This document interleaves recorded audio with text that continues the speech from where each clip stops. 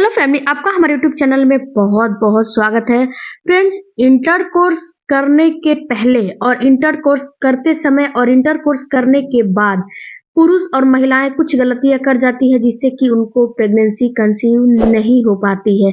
तो क्या क्या आप गलतियां करते हो, इसी के विषय में आज के वीडियो में मैं बताने वाली हूँ। तो वीडियो को पूरा देखिए, देख रहे हो और बिना तो इसकी पेज को फॉलो बिना किए हुए जाइएगा नहीं, प्लीज आपसे रिक्वेस्ट है। और चैनल पे देख रहे हो तो सब्सक्राइब जरूर कीजिएगा और एक लाइक और एक प्यारा सा कमेंट जरूर कीजिए। सबसे पहले ये बताते हैं हम कि इंटरकोर्स करने से पहले क्या गलतियां आप लोग करते हो। देखिए फ्रेंड्स, होता क्या है कि इंटरकोर्स करने से पहले कुछ काम ऐसे होते हैं जो कि आपको करने चाहिए। नहीं तो होता क्या है कि इंटरकोर्स अगर आप हैप्पी होके नहीं करोगे, अगर आप इंटरकोर्स करते समय आपके सर पे बर्डन रहेगा, तो उस इंटरकोर्स करने का, उस सेक्स को करने का कोई फायदा नहीं है। क्योंकि देखिए, सेक्स अगर आप ये सोच के कर रहे हो कि अगर इस मंथ मुझे बेबी नहीं हुआ, लेकिन इस मंथ में, अगले मंथ मैं सेक्स करूंगा, मुझे बेबी हो जाएगा, लेकिन ऐसा अगर आप सोच रख के करोगे तो आपको कंसीव नहीं हो पाएगा। क्योंकि एक ये ऐसी चीज होती है जो कि आपको हैप्पी होके करना चाहिए। आपको बिल्कुल जो है निराश होके नहीं करने चाहिए। हैप्पी होके आप करोगे तो आपको जो भी सोच के करोगे, आपको बिल्कुल हैप्पीनेस के साथ करोगे तो कंसीव हो जाएगा। इसके अलावा फ्रेंड्स, सबसे पहले अपनी, आप जो सामने वाली वाइफ है उससे आप संतुष्ट करें। इसके बाद खुद एर्गोनिज्म पे पहुंचे, खुद संतुष्ट हो, तब जाके ऐसा माना जाता है कि नहीं, कंसीव आपको हो जाएगा। तो सेक्स करने से पहले महिलाओं को सबसे पहले टॉयलेट कर लेना चाहिए, क्योंकि बीच में उठ के या फिर करने के बाद उठ के टॉयलेट करने नहीं जाना चाहिए। नहीं तो सारा जो डिस्चार्ज होता है वो बाहर का बाहर निकल जाता है। इसके अलावा जो पुरुष होते हैं वो क्या करते हैं कि अभी महिला उतने अर्गोंजम पे नहीं पहुंची रहती है, इंटरकोर्स करना शुरू कर देते हैं। ऐसा आपको नहीं करना चाहिए। सबसे पहले आपको फोर प्ले करना चाहिए। फोर प्ले करने के बाद ही आपको इंटरकोर्स करना चाहिए। इसके अलावा फ्रेंड्स, अब बात करते हैं कि इंटरकोर्स करते समय आपको क्या क्या ध्यान रखनी चाहिए, क्या क्या सावधानी रखनी चाहिए। तो सबसे पहले, अगर आप इंटरकोर्स कर रहे हो तो महिलाएं अपने कमर के नीचे एक पिलो लगा ले। इससे होगा क्या, इससे आपका यूट्रस जो है बैलेंस में आएगा, और जब यूट्रस बैलेंस में आएगा तो आपका जो जो पुरुष का स्पर्म होता है वो ऊपर की ओर चढ़ेगा। उसको ऊपर की ओर मूव करने का जो है, ऊपर की ओर मूव करने के लिए उसको दिशा मिलेगी, उसके पोजीशन मिलेगी। और अगर आप जो है, आपका कमर हिप जो है हल्का सा ऊपर हो जाएगा, तो जब हल्का सा हिप ऊपर हो जाएगा तो उसको पोजीशन मिलती है, दिशा मिलती है कि वो ऊपर की तरफ मूव करे। वरना होता क्या है कि वो तो ऊपर की तरफ जाएगा ही, बट वो क्या होता है कि ऊपर की तरफ उतना अच्छे से नहीं चढ़ पाता है, नीचे ही सड़क के आ जाता है। जिससे कि महिलाओं का ये काफी कमेंट रहता है कि मेरी तो जो सारा डिस्चार्ज है वो बाहर निकल जाती है। तो यही रीजन होता है। तो आप कमर के नीचे एक पिलो लगा के इसके बाद इंटरकोर्स करें।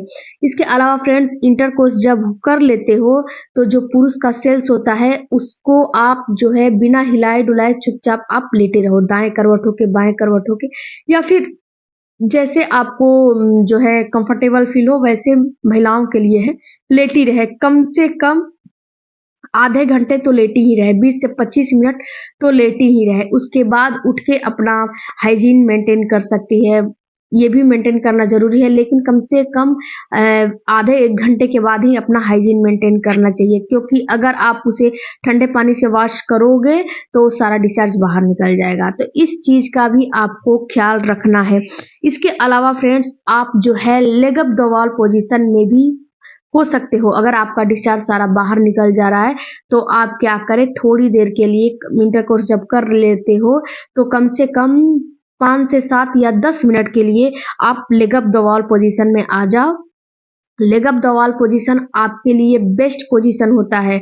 ये आपको करना कैसे है, सबसे पहले आपको ये समझना है कि अगर आपका बेड जो है बिस्तर के पास, बेड जो है दीवार के पास है, तो अपने दोनों पैर को ऊपर रखो और अपने जो यानी कि जो कमर के नीचे का भाग है उसको 90 डिग्री पे ऊपर कर दो। और जब ऊपर कर दोगे तो इसे बोलते हैं leg up the wall position, विपरीत करनी आसन। इसे आपको करने चाहिए जब आप इंटरकोर्स कर लेते हो। तो इसको करोगे तो जो पुरुष का सेल्स है उसे मूव करने में आपको काफ़ी मदद मिलेगी। तो वो मूव होके ऊपर की तरफ चढ़ जाएगा। इसके अलावा फ्रेंड्स कितनी महिलाओं का ये जो क्वेश्चन होता है कि मेरा सारा डिस्चार्ज बाहर निकल जाता है, तो सारा डिस्चार्ज बाहर भी नहीं निकलेगा। और पहली बात ये कि फ्रेंड्स जो पुरुष का डिस्चार्ज जो मेल का सेल्स आपके अंदर एंटर कर रहे हैं वो उसमें कई करोड़ों में वो होते हैं। वो जो थोड़ा सा आपको दिखता है एक चम्मच के बराबर, लेकिन वो कई करोड़ों में होते हैं। उसमें स्पर्म की क्वालिटी कई करोड़ों में होती है।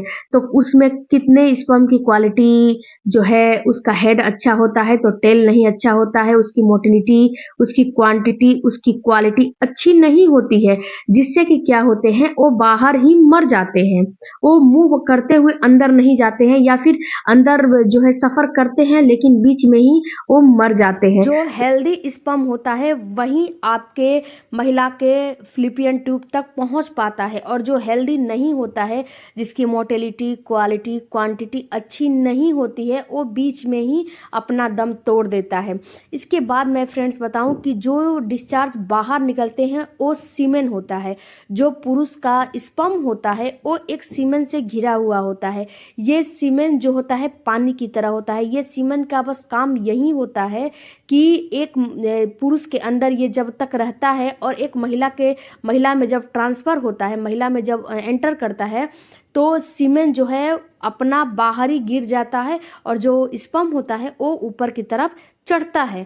तो सीमेन का काम इतना ही होता है कि पुरुष के अंडकोश में उसे जो स्पर्म है उसको सुरक्षा दे, इसके बाद सुरक्षित रखे और सुरक्षित रखने के अलावा उसे एक महिला में सुरक्षित जो है ट्रांसफ़र कराए। जब सीमेन ट्रांसफ़र हो जाता है तो सीमेन का यहीं पे काम ख़त्म हो जाता है। यही इसीलिए डिस्चार्ज जो होता है वो सीमेन बाहर निकलता है। और फ्रेंड्स आप खुद समझिए कि जो पुरुष के मेल के जो सेल्स होते हैं, जो मेल के स्पर्म होते हैं, उनकी क्वालिटी, क्वांटिटी, मोटिलिटी जिस स्पर्म की अच्छी रहेगी वही एग को फर्टिलाइज करेगा, और बाकी सारा कहाँ जाएगा, बाकी सारा बाहर ही निकलेगा। तो इस भ्रम में आपको नहीं रहना है कि मेरे तो सारा डिस्चार्ज बाहर निकल जाता है तो क्या मैं प्रेग्नेंट हो पाऊंगी। तो इस भ्रम में आपको बिल्कुल भी नहीं पड़ने हैं। अगर आपने इस भ्रम में पड़ गया तो आप जो है बेवजह परेशान होते रहोगे। तो इस भ्रम में आपको नहीं पड़ना है। इसके अलावा फ्रेंड्स आपको एक काम और करना है कि जब इंटरकोर्स हो जाता है तो कम से कम उसके 1 से 1.5 घंटे बाद आपको उठ के अपना हाइजीन मेंटेन करना है। और इंटरकोर्स करते समय पुरुष के ऊपर ये ज़्यादा बर्डन होता है कि इंटरकोर्स कैसे करे जिससे कि एक महिला भी, जो मेरी वाइफ है, वो भी संतुष्ट हो जाए, और जो इंटरकोर्स हो रहा है उससे एक बेबी भी हो जाए, प्रेगनेंसी भी प्लान जो कर रहे हैं उसमें भी सफलता मिल जाए। तो फ्रेंड्स आपको कोई भी बर्डन लेके काम नहीं करने हैं, आपको हैप्पीली करना है। और एक बात और आपको मैं समझा दूं कि अगर आपके स्पर्म की क्वालिटी, क्वांटिटी, काउंट अगर अच्छी रहेगी तो आपकी वाइफ प्रेगनेंसी कंसीव कर लेगी, अगर नहीं रहेगा तो नहीं हो पाएगा। और यहाँ पे अंडे की क्वालिटी भी अच्छा रखना ज़रूरी है, इस पे मैंने वीडियो बनाया है, उसे भी जाके आप चेकआउट कर सकते हो। इसके अलावा एक काम और आपको करना है फ्रेंड्स कि अगर आपको इंटरकोर्स तभी करने चाहिए जब एक महिला हाईली फर्टाइल हो, यानी कि जब उसका ओवुलेशन का टाइम आए उस समय आपको इंटरकोर्स जरूर करना चाहिए। इस समय को स्किप नहीं करने चाहिए, और वो भी अल्टरनेट डेज पे करोगे तो आपको प्रेगनेंसी हो जाएगी। अल्टरनेट डेज पे फ्रेंड्स आपको डेली जो है इंटरकोर्स नहीं करने चाहिए, इससे आपके स्पर्म की क्वालिटी भी खराब होती है और जो उस स्पर्म होता है वो पतला हो जाता है, इससे आपको कोई फ़ायदा नहीं होगा। आप 1 दिन 2 दिन बीच करके करोगे तो आप भी हैप्पी रहोगे और आपके अंदर उतनी जुनून, उतनी ताकत रहेगी इंटरकोर्स करने का जो कि आपको चाहिए। आई होप कि वीडियो अच्छा लगे तो चैनल को जरूर